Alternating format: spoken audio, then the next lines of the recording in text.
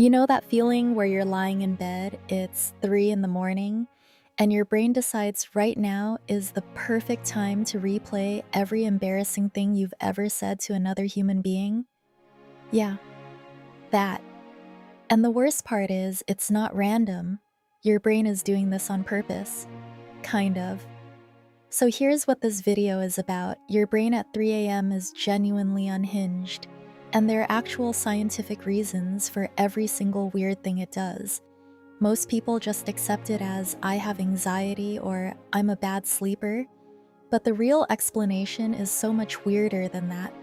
I've gone through the neuroscience so you don't have to, and I want to walk you through the stuff that actually made me go, wait, what?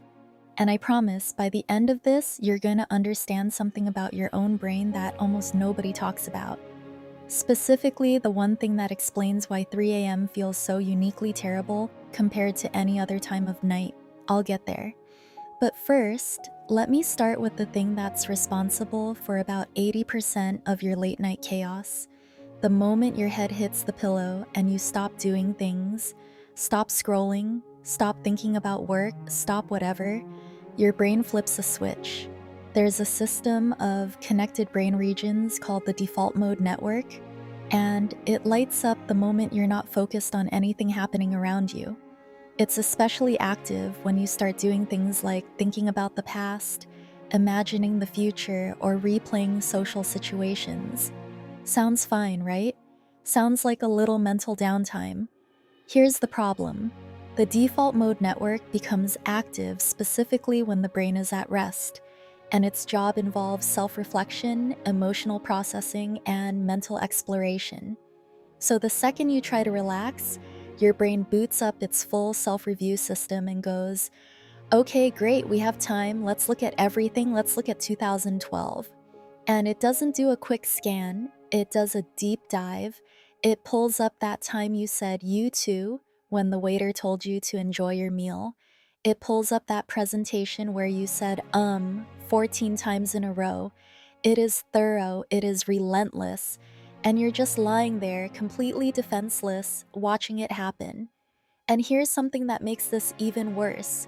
The default mode network is linked to self-referential information processing, which basically means it's not just remembering things that happened, it's making those things about you. It's not, that was an awkward moment, it's, that awkward moment reveals something true about who you are as a person. Cool. Very helpful. Great system.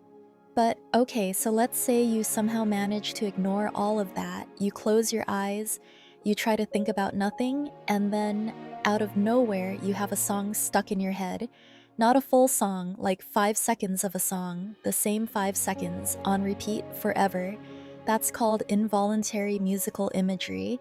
And the reason it happens is genuinely kind of funny. Your auditory cortex, the part of your brain that processes sound, gets bored when everything goes quiet. And when it gets bored, it tries to fill the silence by generating sound internally. But here's the thing, it can only hold on to a short fragment of a song, usually around 8 seconds, because it doesn't actually remember the whole thing. So it loops that fragment over and over, not because it likes the song, because it literally cannot remember what comes next, and it refuses to admit that and stop. Your brain is stuck in a loading screen and it just keeps spinning. And it will always, always pick the most annoying possible song. Not something calm, not something you like. The Haribo gummy bear jingle, the McDonald's ba-da-ba-ba-ba-ah. Whatever you heard for 2 seconds in a commercial 6 years ago, that's what your brain grabs. And if you actually manage to fall asleep during the day or you spent a few hours scrolling through videos, there's another layer to this. Your visual cortex does the same thing the auditory cortex does. When you fall asleep, particularly during deep sleep, the physical structure of your brain changes in subtle ways. Neurons shrink slightly, creating more space between cells, which allows fluid to flow more freely through brain tissue. But right before that happens, right in that weird in-between zone, where you're not quite awake and not quite asleep, your visual cortex is still running whatever it was doing all day.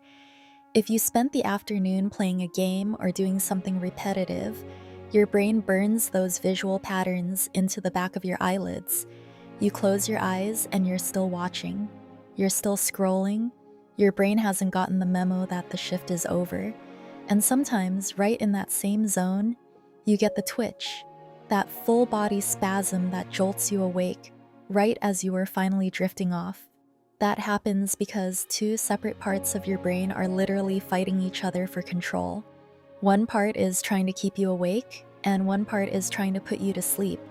And when they collide at the wrong moment, your brain misreads your dropping heart rate and relaxing muscles as a sign that something is very wrong, like falling out of a tree wrong, and it sends an emergency signal to your legs just to make sure you're still alive. And then you're awake again, staring at the ceiling, listening to the Haribo jingle. Okay, but here's where I want to bring something up because I've been building toward this and I don't want you to click away before we get here. Remember how I said there's one thing that explains why 3 a.m. specifically feels so bad? We're almost there. But first, the memory thing, because this one genuinely surprised me. So, you know how a memory from years ago can feel just as fresh and humiliating at 3 a.m. as it did the day it happened?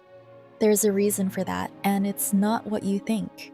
When you remember something, you're not actually accessing the original memory. The interaction between the hippocampus and the neocortex has attracted much attention as supporting memory consolidation and information exchange between memory systems. Every time you recall a memory, your brain pulls it up and then resaves it. It writes over the file. So, the memory you have right now of some embarrassing thing from 2012 is not the original. It's a copy of a copy of a copy, and every single time your brain dragged it out at 3 a.m. over the years, it had the opportunity to add a little extra detail, a little more color, a little more surround sound. The original event was probably a 2 out of 10 on the cringe scale. But after 14 years of 3 a.m. re-renders, your brain has turned it into a full 4K remaster with director's commentary. You're not remembering what happened, you're remembering the last time you remembered it, which was already a worse version than the time before. That's kind of a lot. And it connects to something even bigger, which is that your brain isn't just doing all of this randomly. It's doing all of this because it's trying to prepare for something. It's trying to clean up, sort through the day, process what happened, and get ready for tomorrow. The glymphatic system is a pathway that clears waste from your brain while you sleep. Like your lymphatic system, it uses fluid to wash away anything your brain doesn't need. When you fall asleep, particularly during deep, slow-wave sleep, neurons shrink slightly, creating more space between cells, which allows cerebrospinal fluid to flow more freely through brain tissue. So your brain is literally trying to pressure wash itself. It's doing janitorial work. But before it can do that, it has to get through all the clutter first. And the clutter is everything you were thinking about, worrying about, and half processing all day. So in a way, the chaos at 3 a.m. is the waiting room before the cleaning crew shows up. Now, here's the thing I promised you. The actual reason 3 a.m. hits different. Cortisol starts to rise between 2 and 3 a.m., increasing gradually until it peaks about 30 to 45 minutes after you wake up. Cortisol is your stress hormone. Your body releases it to get you ready for the day, to sharpen your alertness, to prepare your system for wakefulness. And normally that's fine. It rises slowly, you wake up at 7, you're alert, great. But if you happen to wake up at 3 a.m., the problem occurs when that rise happens too early, too quickly, or in combination with a hyper-alert nervous system, causing your brain to transition from sleep to wakefulness before you're ready. So you're awake at 3 a.m. with a fresh dose of stress hormone in your system, zero context for why you feel anxious, and a default mode network that is fully online and ready to work. Your brain has panic fuel with no actual fire to point it at, so it invents one. Quick, are your finances okay? Do your friends actually like you? Did you leave the oven on? What even is your 5-year plan? What's the deal with that one thing you said in 2019? It's not that you're broken, it's that your brain is running a completely normal biological process at the worst possible moment with no off switch.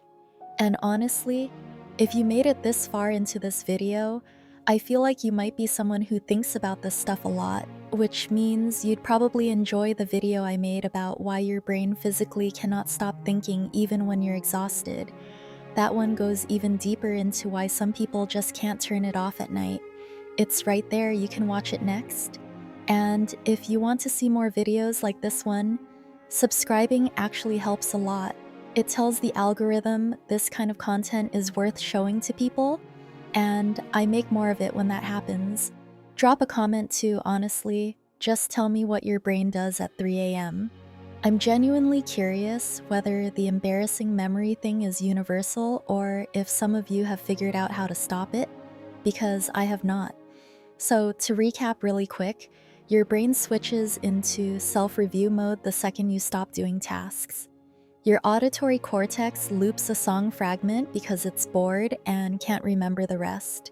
Your visual cortex is still rendering whatever you were doing all day. Your body twitches because two brain systems are fighting over who's in charge. Every time you remember an embarrassing memory, your brain edits it to be slightly worse. And then at 3 a.m. specifically, cortisol starts to rise between 2 and 3 a.m., and this rise helps your body prepare for the day by increasing alertness, blood sugar, and energy availability. Except you're not supposed to be awake yet, so all that alertness has nowhere to go except straight into anxiety about nothing. Your brain is not broken, it's just doing too many things at the wrong time with way too much enthusiasm. Which, honestly, is a pretty accurate description of a lot of us in general.